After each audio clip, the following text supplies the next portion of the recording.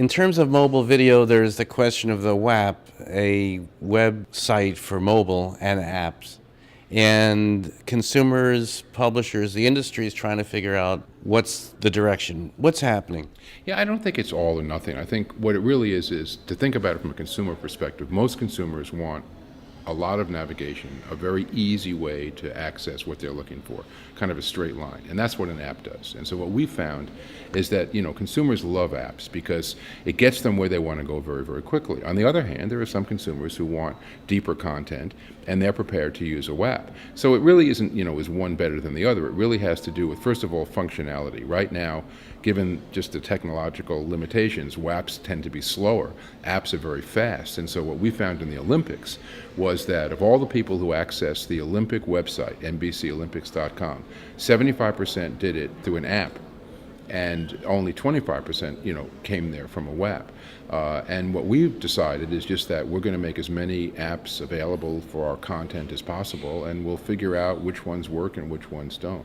So I don't think it's all or nothing. I think it's really a matter of making it a good experience for the consumer and giving them the choice. Okay, so let's talk about the consumer and what they're using, and what you're providing the apps for, and how that ecosystem might evolve with pets on the scene.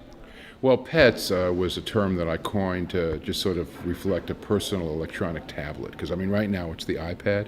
The point I was trying to make was that when we talk about mobile now, we're talking pretty much about handheld, phone. But I think going forward, that really isn't what mobile is going to be exclusively. I think people will obviously use that when they're out and about. But, in other instances, I think they're going to use a tablet of some sort. Right now, it's the iPad. It's a great device. But I think if you think about it as a pet, number one, I love the term because it does, I think, exemplify how people feel about these devices. They hold, if you look at anybody who uses an iPad, they caress it, they love it, But also, I think that we don't really know what these new technologies are going to be. I do know that they are going to play a significant role in how people consume television content or video content going forward. I don't think it's going to replace the big screen. I think it's going to complement it, because the other thing that we found from the work we did in the Olympics and a lot of other work is that a lot of people love to watch television, and at the same time, with a handheld device, at the Olympics it was the phone, but it could certainly be an iPad, they love to communicate about the show, either blogging or with other people or texting or any kind of communication about the program. And that's great for us, because what we're trying to do is complement television. We really want to figure out a way that we can have people be more engaged, be more fans, make both the television show experience as well as the advertising more effective, and we're finding that mobile helps us do that. Now, in terms of mobile consumption in the United States, we're kind of early on, and you guys have done a lot of research. Tell us a little bit of where mobile consumption is of video.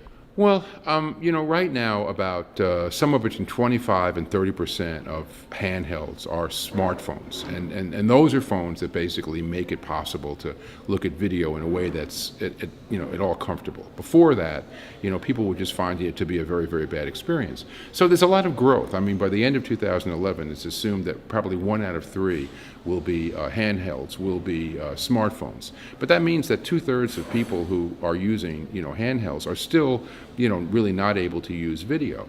And so I think what we're learning is that you have to place it in context, and that there's going to be a lot of growth ahead of us. But the good news is it gives us a chance to figure out what works and doesn't work, because everything doesn't work on mobile, and ways in which we complement the television experience, some things are going to work well and some things aren't. So while we're putting this out there for what you might consider to be a relatively small number of people in the beginning, the fact of the matter is we're learning how to make it more effective. The thing I think that's real important is that anybody who's watching this, or anybody who came to this conference, is going to be somebody who really is into mobile. And I think sometimes, living in New York and living in LA or living in Silicon Valley, we kind of think that every single person in the world has an iPad, has a very, very sophisticated smartphone, and that they're online all day, when that just isn't really the case. The average consumer, has a lot of a way to go. And so, what I try to do all the time is just give people some perspective in terms of, how big this is going to be. I'm convinced that mobile will play a significant role in the way in which consumers, bring in video content. And how that's going to work going forward, and the nature of it, I think we still have to determine. Now, in terms of online video in a broader sense, How are things going there, and are there barriers? I mean, after all, everybody has a computer pretty much that's pervasive. Tell us about online video. Online video, I mean, as far as I'm concerned, that's a done deal. I mean, that is so mainstream. I mean, that I think the statistics are something where about 80% of people online have accessed video sometime during the past month, and a huge number of people, sort of watch full-length programming and stream it and all that. What's interesting is they don't do it to the exclusion of regular TV. It really complements regular TV.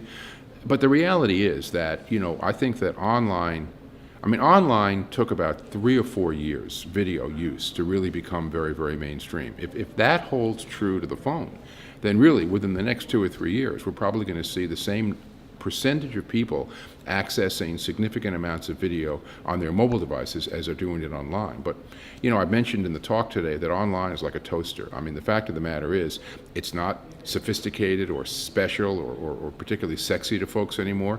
It's just something that they've learned to do. Now, everybody does it differently, and that's the great thing about online. You can be a very, very mainstream meat and potatoes user, or you can be a power user and do all kinds of different things. I mean, what I always say to, the folks who deal with our websites is just be careful you don't make them so complicated that the casual user, sort of gets lost. And so the trick, I believe, is to make a site where if you just want to go straight ahead and get some basic things, you can do that. And if you want to drill down to more, deeper levels of content, you can do that as well. But, one doesn't really exclude the other. What is the missing link in terms of research and analytics around mobile video, and where does that stand, and what might need to be improved?